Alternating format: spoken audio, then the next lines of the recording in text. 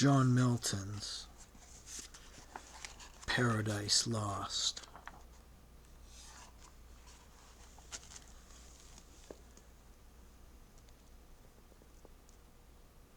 Paradise Lost,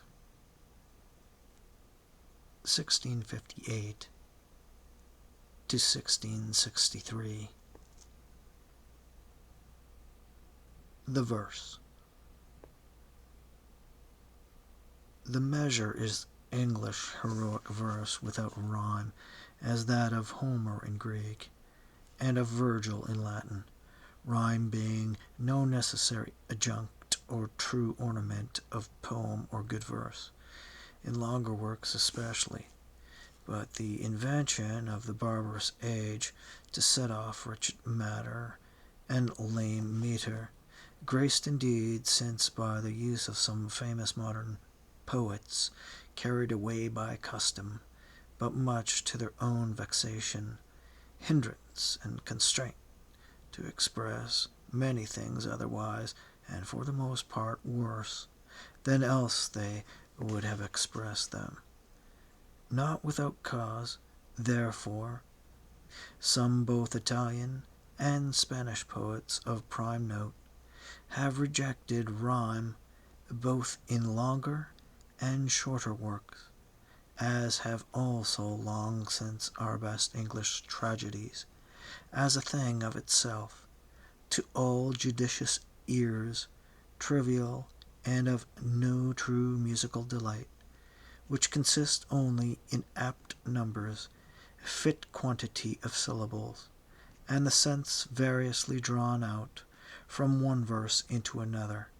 not in the jingling sound of like endings, a fault avoided by the learned ancients both in poetry and all good oratory. This neglect, then, of rhyme so little is to be taken for a defect, though it may seem so perhaps to vulgar readers, that it rather is to be esteemed an example set, the first in English, of ancient liberty recovered to heroic poem from the troublesome and modern bondage of rhyming.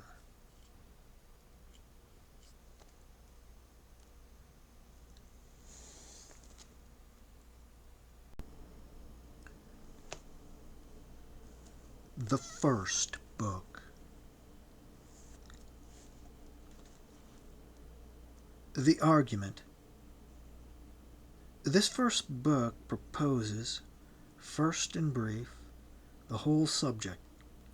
man's disobedience, and the loss thereupon of paradise, wherein he was placed, then touches the prime cause of his fall, the serpent, or rather Satan in the serpent, who, revolting from God, and drawing to his side many legions of angels, was by the command of God driven out of heaven, with all his crew, into the great deep. Which action passed over, the poem hastes into the midst of things, presenting Satan with his angels, now fallen into hell, described here not in the center, for heaven and earth may be supposed as yet not made, certainly not yet accursed, but in a place of utter darkness, fitliest called chaos. Here Satan, with his angels, lying on the burning lake, thunderstruck and astonished, after a certain space recovers, as from confusion, calls up him who,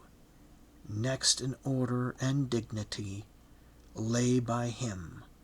they confer of their miserable fall. Satan awakens all his legions, who lay till then in the same manner confounded. They rise, their numbers, array of battle, their chief leaders named, according to the idols known afterwards in Canaan, and the countries adjoining. To these Satan directs his speech, comforts them with hope yet of regaining heaven, but tells them lastly of a new world and new kind of creature to be created, according to an ancient prophecy or report in heaven, for that angels were long before this visible creation was the opinion of many ancient fathers. To find out the truth of the prophecy and what to determine thereon, he refers to a full council. What his associates thence attempt. Pandemonium, the palace of Satan, rises suddenly, built out of the deep. The internal peers there sit in council.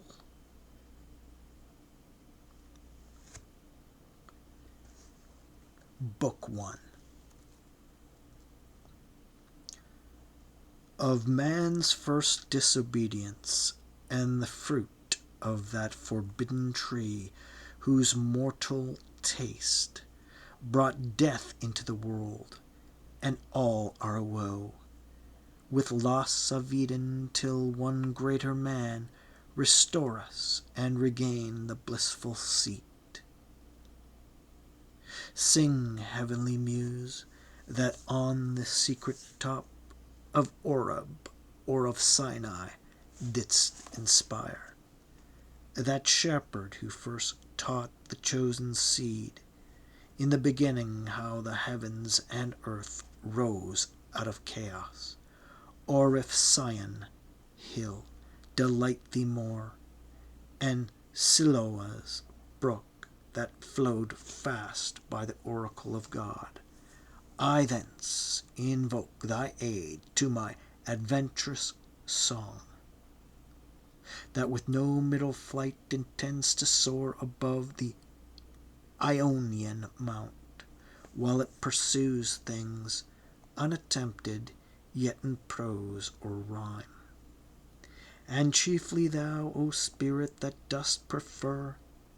before all temples the upright heart and pure, instruct me, for thou knowest, thou from the first wast present, and with mighty wings outspread, dove-like sattest brooding on the vast abyss, and madest it pregnant. What in me is dark, illuminate what is low, raise and support, that to the height of this great argument I may assert eternal providence, and justify the ways of God to men. Say first, for heaven hides nothing from thy view, nor the deep tract of hell, say first what cause moved our grandparents, in that happy state, favored of heaven so highly, to fall off from their Creator, and transgress his will from their Creator, for one restraint, lords of the world besides, who first seduced them to that foul revolt. The infernal serpent, he it was whose guile stirred up with envy and revenge, deceived the mother of mankind, what time his pride had cast him out of heaven with all his host of rebel angels, by whose aid aspiring to set himself in glory above his peers, he trusted to have equaled the Most High, if he opposed and with ambitious aim against the throne and monarchy of God,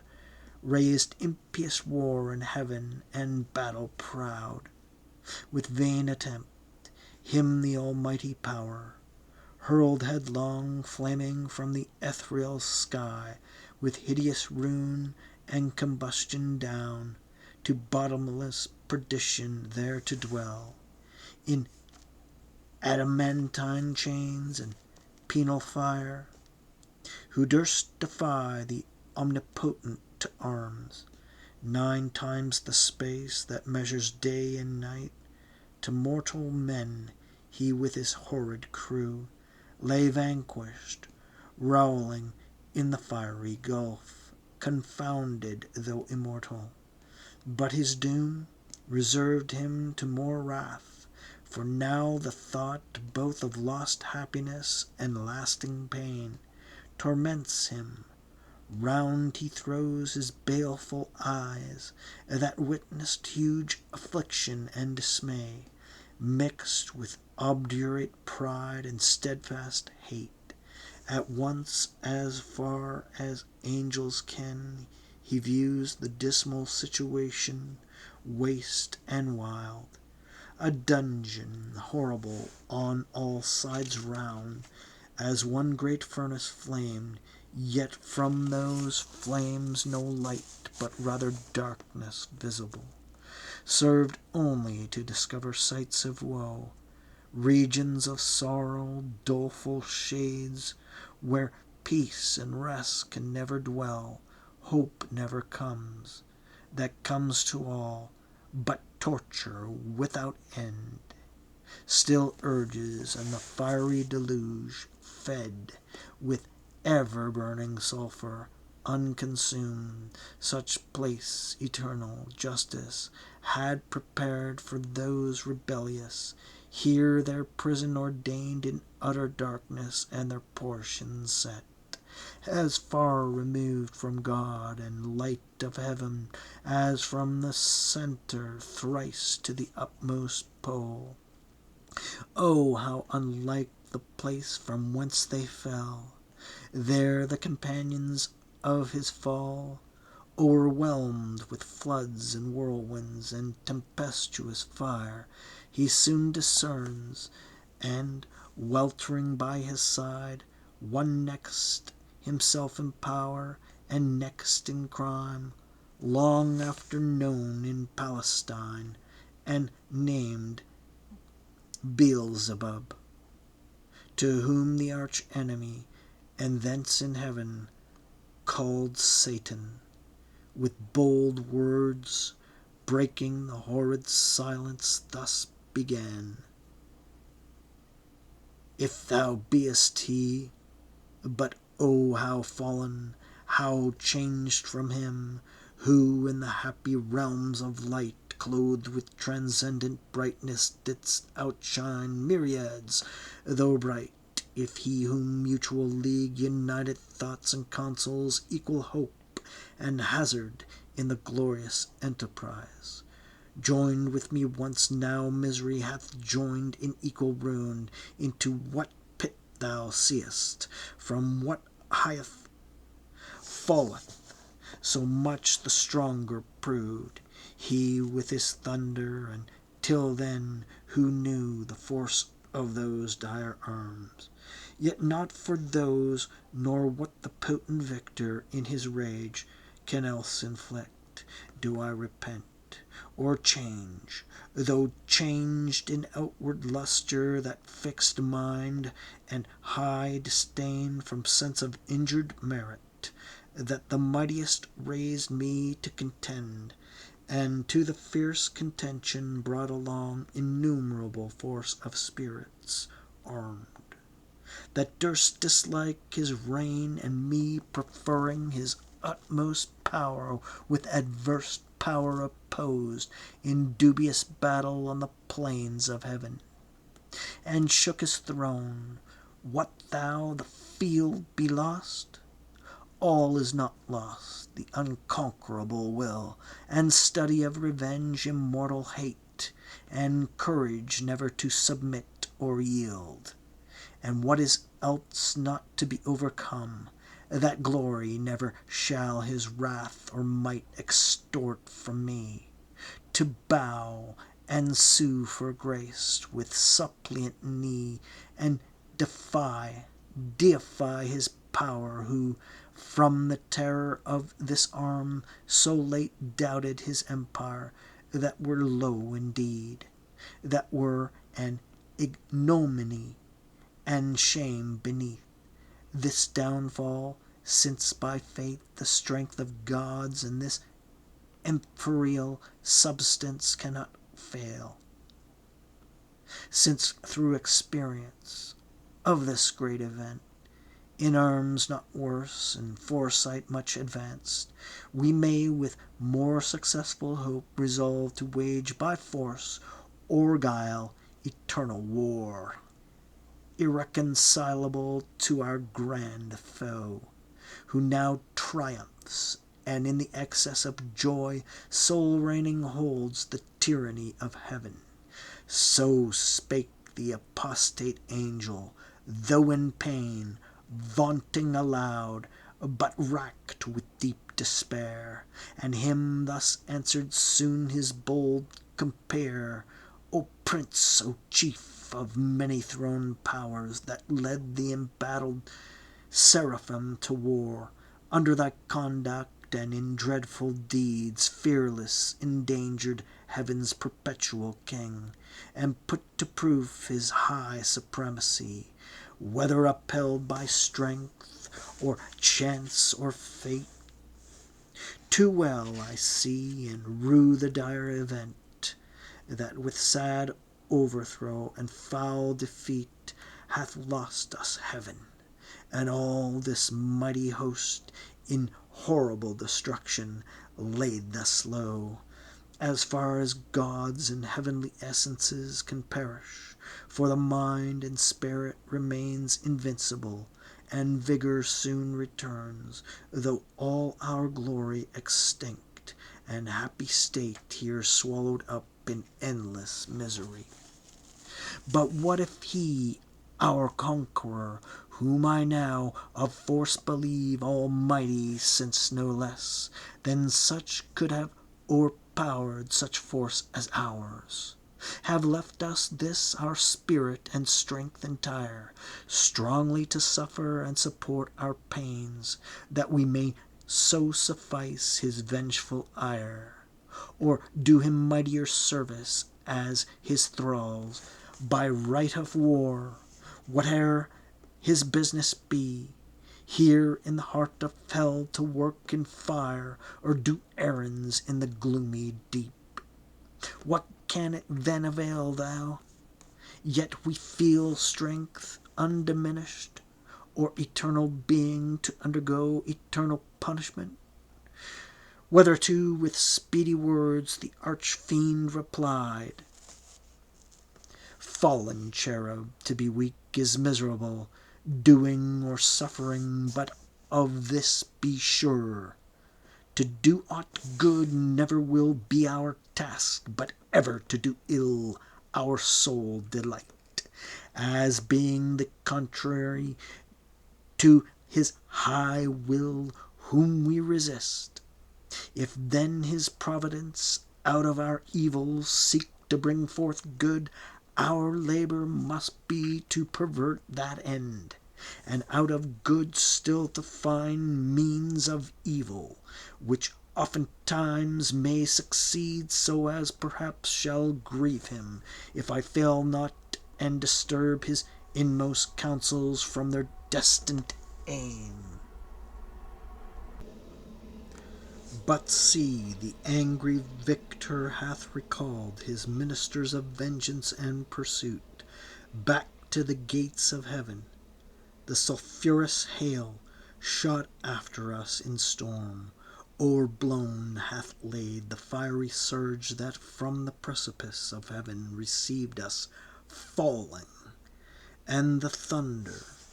winged with red lightning and impetuous rage, perhaps hath spent his shafts, and ceases now to bellow through the vast and boundless deep.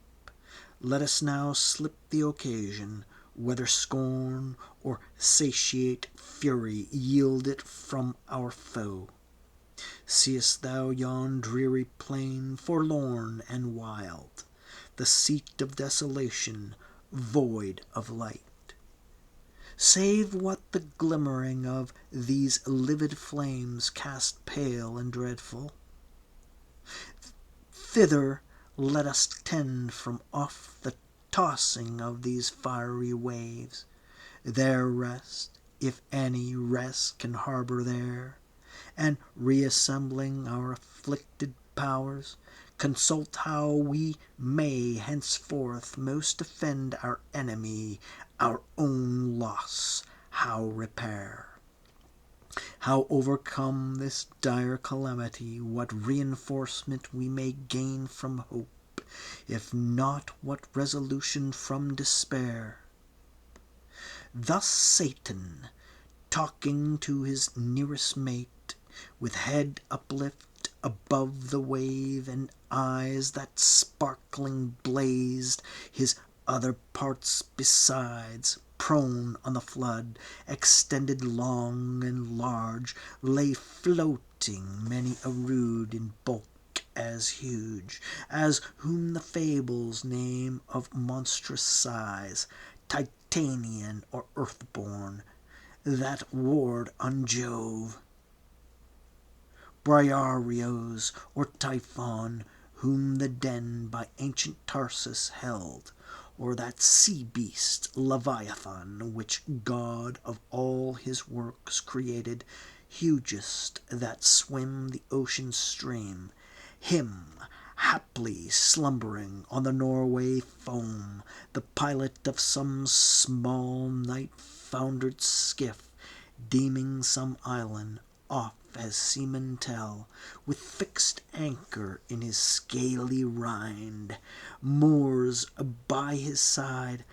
under the lee, while night invests the sea, and wished more delays.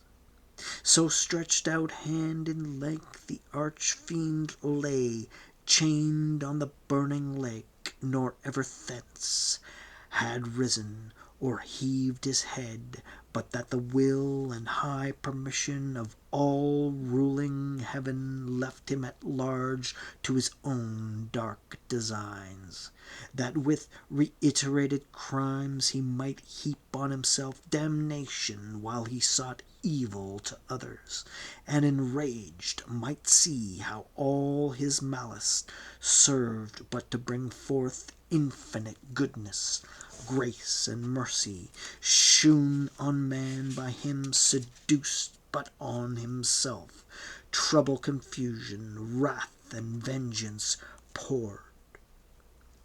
For with upright he rears from off the pool, his mighty stature, on each hand the flames, driven backwards, slope their pointing spires, and rowled. In billows leave I the midst a horrid veil, then with expanded wings he steers his flight aloft, incumbent on the dusky air, that felt unusual weight, till on dry land he lights, if it were land that ever burned with solid as the lake with liquid fire, and such appeared in hue as when the force of subterranean wind transports a hill torn from Pelorus, or the shattered side of thundering Etna, whose combustible and fueled entrails, thence conceiving fire, sublimed with mineral fury, aid the winds, and leave a singed bottom all involved with stench and smoke. Such resting found the soul of unblessed fleet.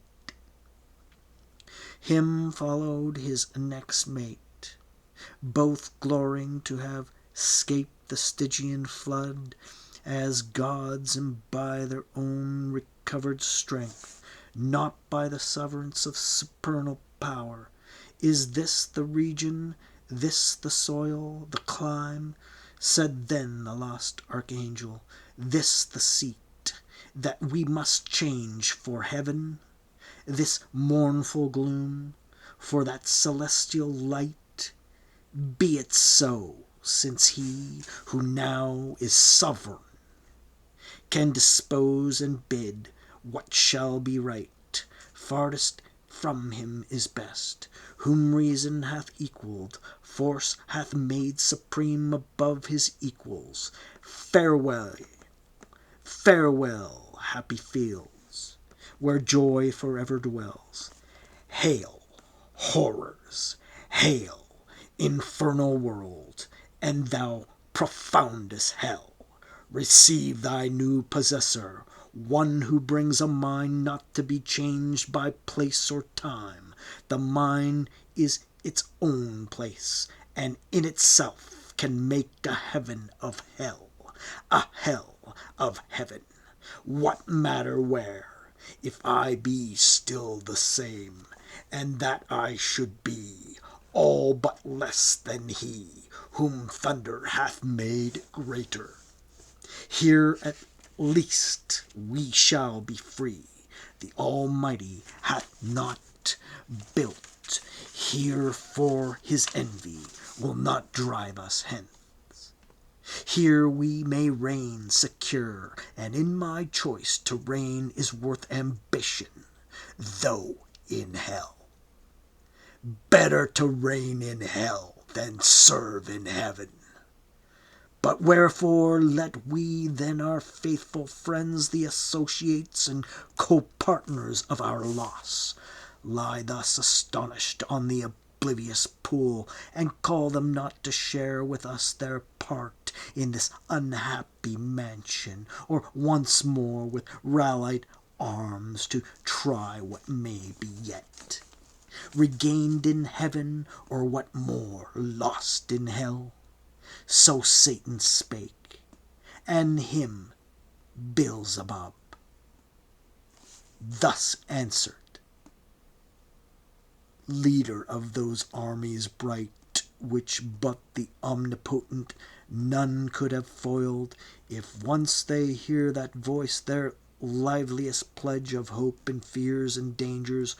heard so oft in worst extremes, and on the perilous edge of battle, when it raged in all assaults, their surest signal, they will soon resume new courage and revive, though now they lie grovelling and prostrate on yon lake of fire, as we erewhile astounded and amazed. No wonder fallen such a pernicious height.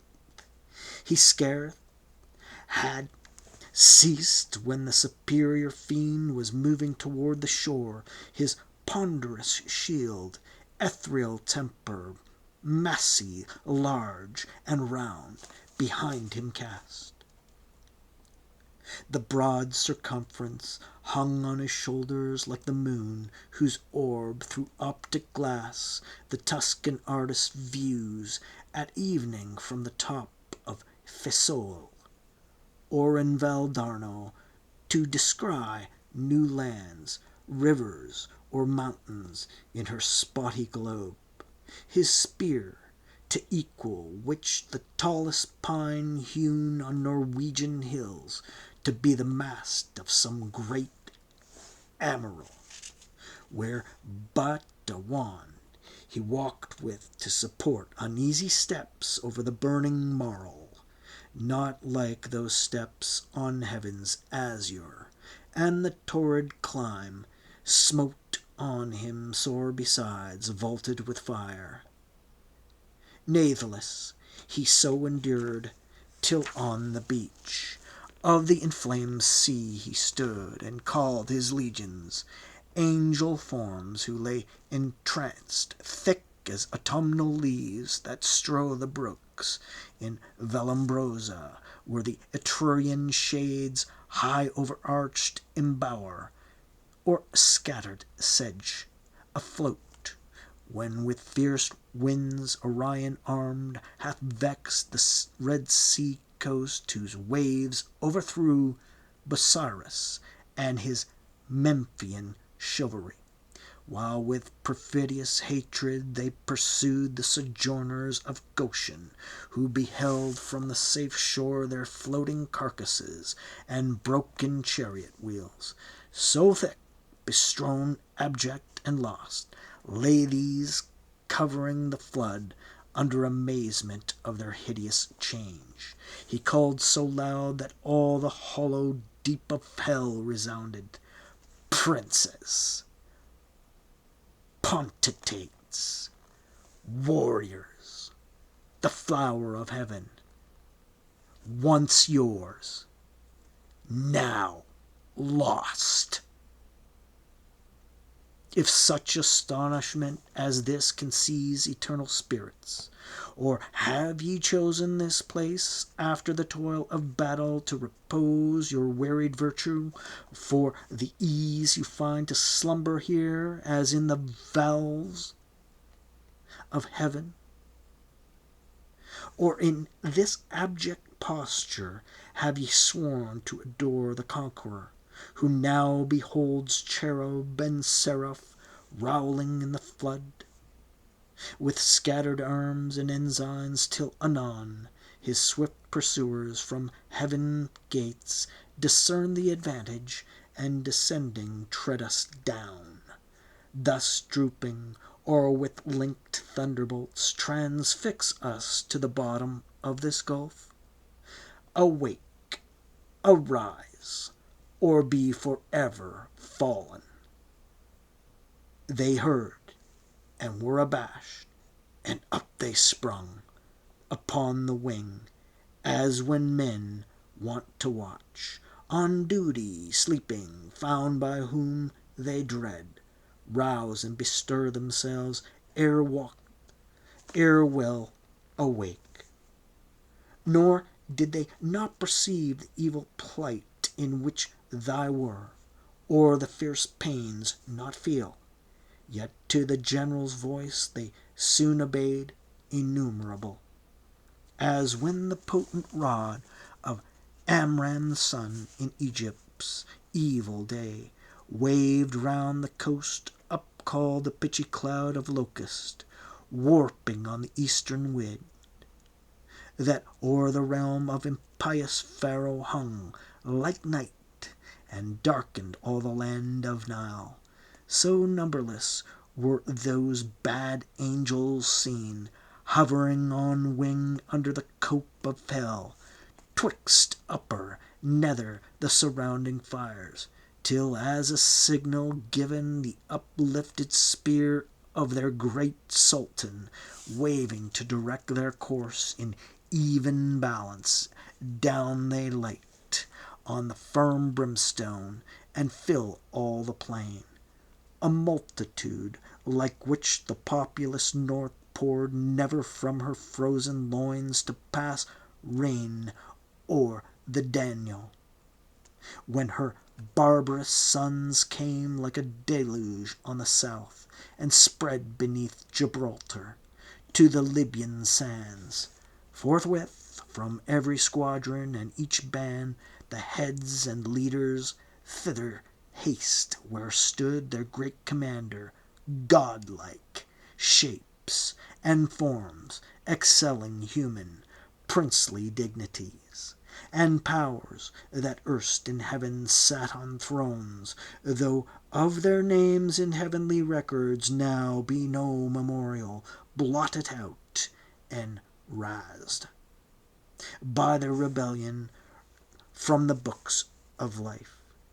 Nor had they yet among the sons of Eve got them new names, till, wandering o'er the earth through God's high sufferance for the trial of man, by falsities and lies the greatest part of mankind they corrupted to forsake God their Creator, and the invisible glory of him that made them, to transform off to the image of a brute adorned with gay religions full of pomp and gold, and devils to adore for deities. Then were they known to men by various names and various idols through the heathen world. Say, Muse, their names then known, who first, who last, roused from the slumber on that fiery couch.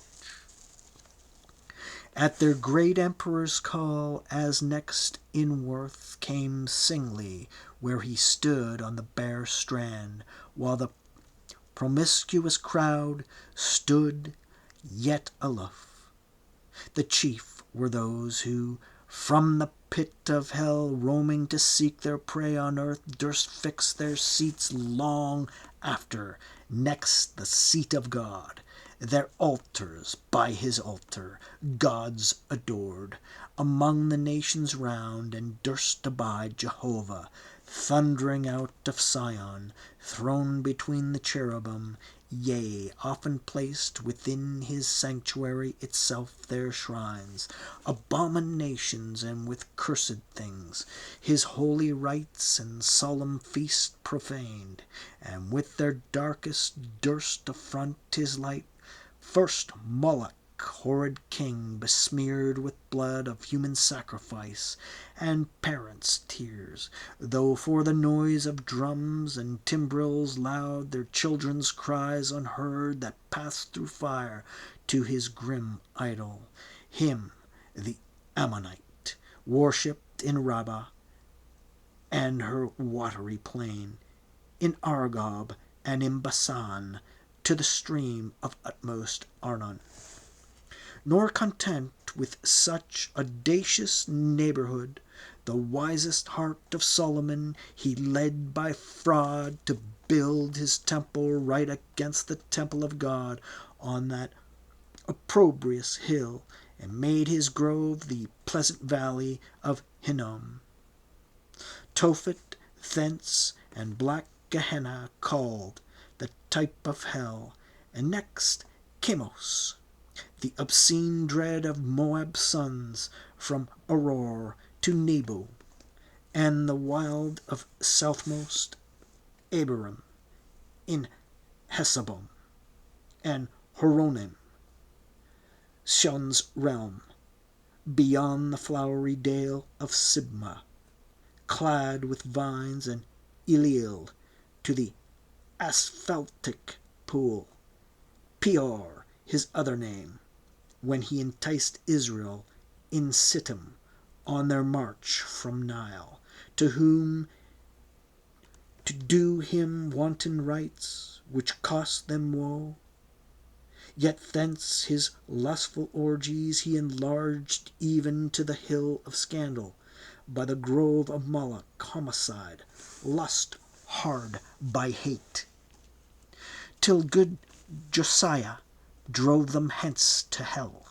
With these came they who, from the bordening flood of old Euphrates to the brook that parts Egypt from Syrian ground, had general names of Balaam and Ashtaroth, those male, these feminine. For spirits, when they please, can either sex assume, or both, so soft and uncompounded is their essence pure, not tied or manacled with joint or limb, nor founded on the brittle strength of bones, like cumbrous flesh, but in what shape they choose, dilated or condensed, bright or obscure, can execute their airy purposes, and works of love or enmity fulfill. For those the race of Israel oft forsook their living strength, and unfrequented left his righteous altar, bowing lowly down to bestial gods, for which their heads as low bowed down in battle, sunk before the spear of despicable foes. With these in troop came Ashtoreth, whom the Phoenicians called Astarte, queen of heaven, with crescent horns. To those bright imaged nightly by the moon's Sidonian virgins paid their vows and songs. In Sion also, not unsung, where stood her temple on the offensive mountain built by that uxorious king, whose heart, though large, beguiled by fair adulteresses, fell to idols foul. Thamus came next behind, whose annual wound in Lebanon allured the Syrian damsels to lament his fate. In amorous ditties all a summer's day, while smooth Adonis from his native rock ran purple to the sea, supposed with blood of Thamus yearly wounded, the love-tale infected Sion's daughters with like heat, whose wanton passions in the sacred porch Ezekiel saw, when by the vision led, his eye surveyed the dark idolatries of alienated Judah. Next came one who mourned in earnest when the captive ark maimed his brute image, head and hands lopped off. In his own temple, on the Grunsel edge, where he fell flat and shamed his worshippers. Dagon his name, sea monster, upward man, and downward fish, yet had his temple high reared in Azotus, dreaded through the coast of Palestine, in Gath and Ascalon, and Acaron, and Gaza's frontier bounds. Him followed Rimmon, whose delightful seat was fair Damascus, on the fertile banks of Abana, and Parphar, lucid streams. He also against the house of God was bold. A leper once he lost, and gained a king Ahaz, his sotish conqueror, whom he drew God's altar to disparage and displace for one of Syrian mode, whereon to burn his odious offerings, and adore the gods whom he had vanquished. After these appeared a crew who, under names of old renown, Osiris, Isis, Horus, and their train, with monstrous shapes and sorceries, abused fanatic Egypt and her priests to seek their wandering gods, disguised in brutish forms rather than human. Nor did Israel scape the infection when their borrowed gold composed the calf in Oreb, and the rebel king doubled that sin in Bethel and in Dan, likening his maker to the grazed ox. Jehovah, who in one night, when he passed from Egypt marching, equaled with one stroke both her firstborn and all her bleeding gods. Belial came last, than whom a spirit more lewd fell not from heaven, or more gross, to love vice for itself. To him no temple stood, or altar smoked, yet who, more oft than he in temples and at altars, when the priest turns atheist, as did Eli's sons, who filled with lust and violence the house of God. In courts and palaces he also reigns, and in luxurious cities, where the noise of riot ascends above their loftiest towers, and injury and outrage, and when night darkens the streets, then wander forth the sons of Belial, flown with insolence and wine, witness the streets of Sodom, and that night in Gibeah, when the hospitable door exposed a matron to avoid worse rape. These were the prime in order and in might. The rest were long to tell, though far renowned the Ionian gods of Javan's issue held, gods yet confessed later than heaven and earth their boasted parents. Titan, heaven's firstborn, with his enormous brood, and birthright seized by younger Saturn, he from mightier Jove, his own and Rhea's son, like measure found. So Jove usurping reigned, these first in Crete, and Ida known thence on the snowy top of cold Olympus, ruled the middle air, their highest heaven, or on the Delphian cliff, or in Dodona, and through all the bounds of Doric land, or who with Saturn old fled over Adria to the Hesperian fields, and o'er the Celtic roamed the utmost isles. All these and more came flocking, but with looks downcast and damp, yet such wherein appeared obscure some glimpse of joy to have found their chief, not in despair, to have found themselves not lost, in loss itself, which on his countenance cast like doubtful hue. But he, his wonted pride, soon recollecting with high words that bore semblance of worth, not substance, gently raised their fainting courage and dispelled their fears. Then straight commands that at the warlike sound of trumpets loud and clarions be upreared his mighty standard. That proud honor claimed Azazel as his right, a cherub tall, who forthwith from the glittering staff unfurled the imperial ensign, which full high advanced shone like a meteor streaming to the wind.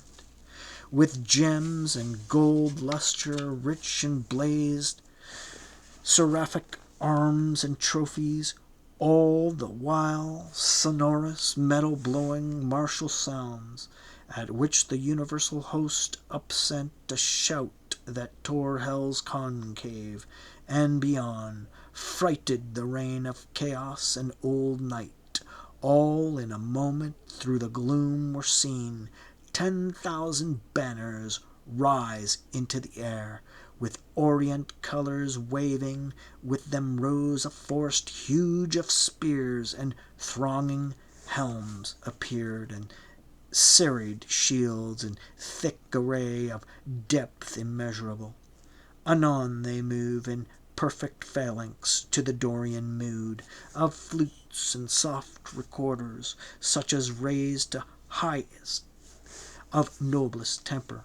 heroes old, arming to battle, and instead of rage, deliberate valor breathed firm and unmoved, with dread of death to flight or foul retreat, nor wanting power to mitigate and swage, with solemn touches troubled thoughts, and chase anguish and doubt and fear and sorrow and pain from mortal or immortal minds. Thus they, breathing united force with fixed thought, moved on in silence to soft pipes that charm their painful steps o'er the burnt soil.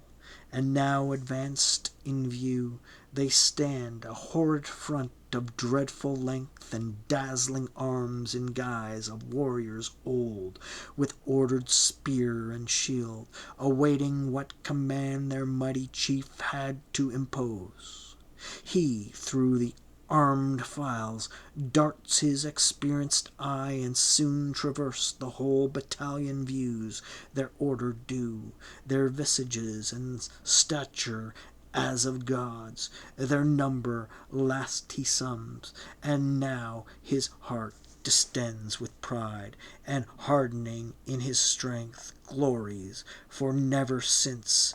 created man met such embodied force as named with these could merit more than that small infantry, warred on by cranes, though all the giant brood of Phlegra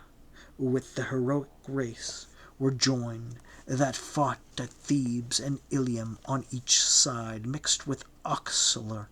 gods, and what resounds in fable or romance of Uther's son, begirt with British and Amoric knights, and all who since, baptized or infidel, jousted in Aspremont or Montalban, Damasco or Morocco or Trebizond, or whom Biserta sent from Afrique shore with Charlemagne, with all his peerage fell by Fontarabia. Thus far these, beyond compare of mortal prowess, yet observe their dread commander, he above the rest, in shape and gesture, proudly eminent, stood like a tower. His form had yet not lost all her original brightness, nor appeared less than archangel ruined, and the excess of glory obscured, as when the sun new risen looks through the horizontal misty air shorn of his beams, or from behind the moon in dim eclipse disastrous twilight sheds on half the nations, and with fear of change perplexes monarchs. Dark and so yet shone above them all the archangel, but his face deep scars of thunder had entrenched, and care sat on his faded cheek, but under brows of dauntless courage and considerate pride, waiting revenge. Cruel his eye, but cast signs of remorse and passion to behold the fellows of his crime, the followers rather far other once beheld in bliss, condemned for ever now to have their lot in pain, millions of spirits for his fault immersed, of heaven and from eternal splendors flung from his revolt, yet faithful, how they stood, their glory withered, as when heaven's fire hath scathed the forest oaks or mountain pines, with singed top their stately growth, though bare, stands on the blasted heath. He now prepared to speak, whereat their doubled ranks they bend from wing to wing, and half enclose him round with all his peers. Attention held them mute. Thrice he essayed, and thrice, in spite of scorn, tears, such as angels weep, burst forth at last, words interwove with signs, with sighs found out their way. O myriads of immortal spirits, O powers matchless but with the Almighty, and that strife was not inglorious, though the event was dire, as the place testifies, and this dire change hateful to utter. But what power of mine foreseeing or presaging from the depth of knowledge, past or present, could have feared how such united force of gods, how such as stood like these, could ever know repulse? For who can yet believe, though after loss, that all these puissant legions, whose exile hath emptied heaven, shall fail to reascend, self-raised, and repossess their native seat? For me, be witness all the host of heaven, if counsels different or danger shunned by me have lost our hopes. But he who reigns monarch in heaven, till then as one secure, sat on his throne upheld by old repute, consent or custom, and his regal state, put forth at full, but still his strength concealed, which tempted our attempt and wrought our fall. Henceforth his might we know, and know our own, so as not either to provoke or dread. New war provoked, our better part remains to work in close design, by fraud or guile. What force effected not, that he no less at length from us may find. Who overcomes by force hath overcome but half his foe. Space may produce new worlds, whereof so strife there went to fame in heaven, that he ere long intended to create, and therein plant a generation whom his choice regard should favor equal to the sons of heaven. Thither, if but to pry, shall be perhaps our first eruption. Thither or elsewhere, for this infernal pit shall never hold celestial spirits in bondage, nor the abyss long under darkness cover. But these thoughts full counsel must mature. Peace is despaired, for who can think submission? War, then, war, open or understood, must be resolved. He spake, and to confirm his words, out flew millions of flaming swords drawn from the thighs of mighty cherubim. The sudden blaze far around illumined hell. Highly they raged against the highest, and fierce with grasped arms clashed on their sounding shields the din of war, hurling defiance toward the vault of heaven. There stood a hill not far, whose grisly top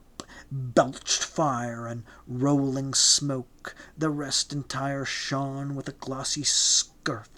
undoubted sign that in his womb was hid metallic ore, the work of sulphur. Thither, winged with speed, a numerous brigand hastened, as when bands of pioneers with spade and pickaxe armed forerun the royal camp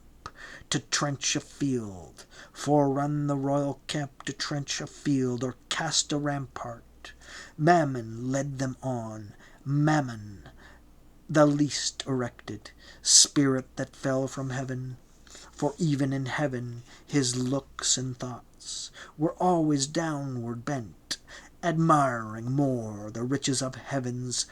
pavement, trodden gold, than aught divine or holy else enjoyed in vision beatific. By him first men also, and by suggestion taught, ransacked the centre, and with impious hands rifled the bowels of their mother earth for treasures better hid. Soon had his crew opened into the hill a spacious wound, and digged out ribs of gold. Let none admire that riches grow in hell, that soil may best deserve the prettiest bane. And here let those who boast in mortal things and wondering tell of Babel and the works of Memphian kings, learn how their greatest monuments of fame and strength and art are easily outdone.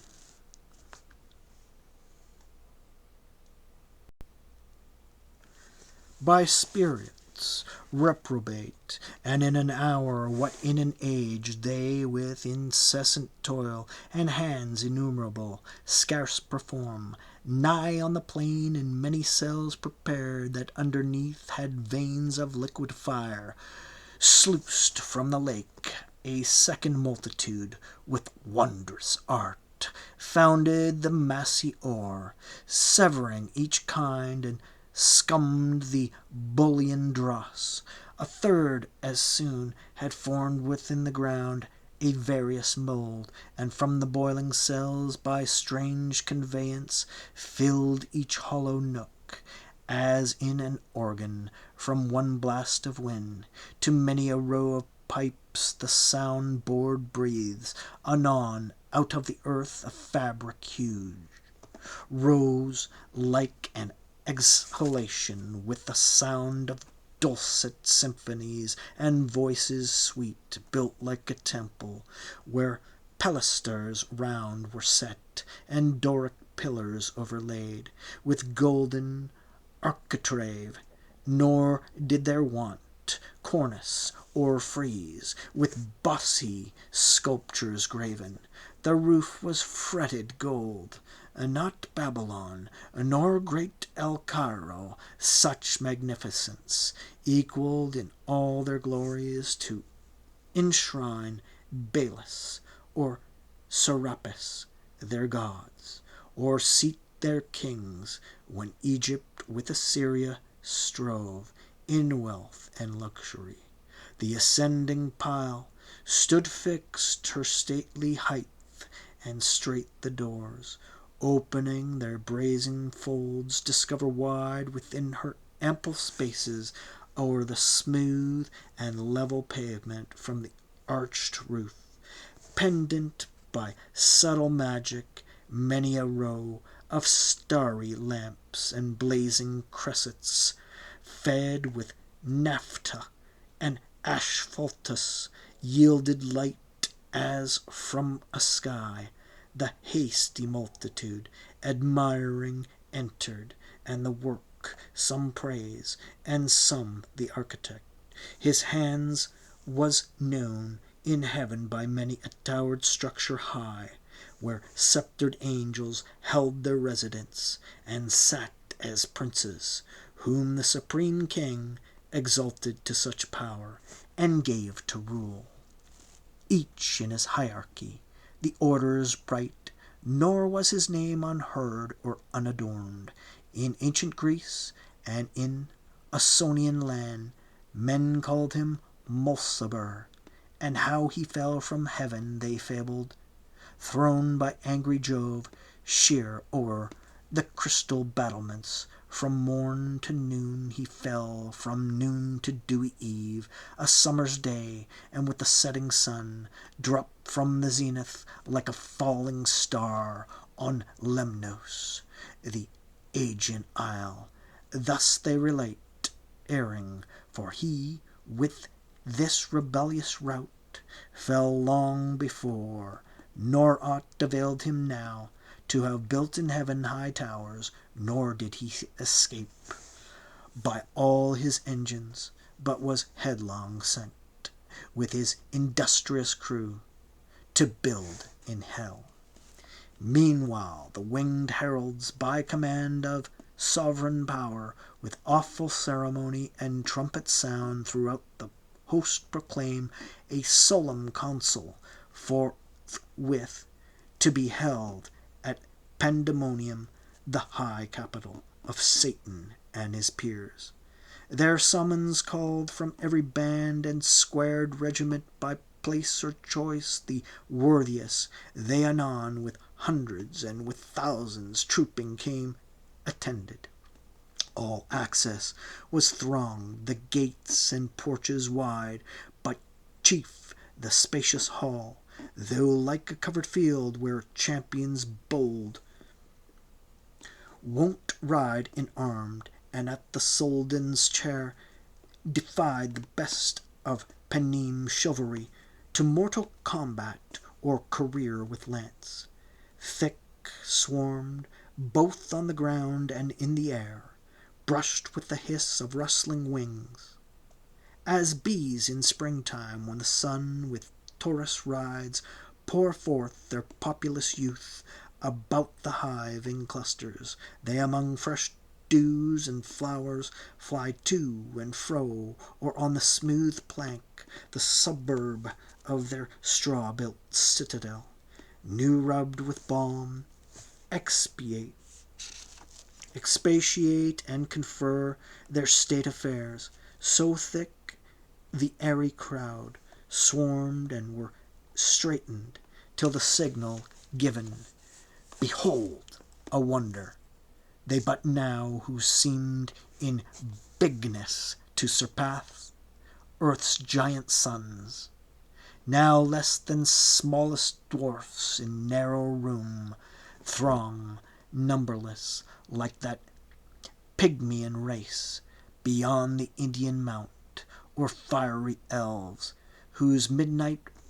revels by a forest side or fountain some belated peasant sees, or dreams he sees, while overhead the moon sits arbitress and nearer to the earth, wheels her pale course. They on their mirth and dance, intent with jocund music, charm his ear. At once with joy and fear his heart rebounds. Thus incorporeal spirits to smallest forms reduce their shapes immense, and were at large, though without number, still amidst the hall of that infernal court. But far within, and in their own dimensions, like themselves, the great seraphic lords and cherubim, in close recess and secret conclave sat, 1,000 demigods on golden seats, frequent and full. After short silence, then, and summons read, the great consult began.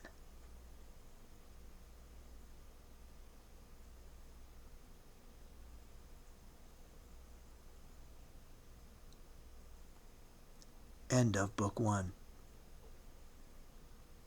Paradise Lost.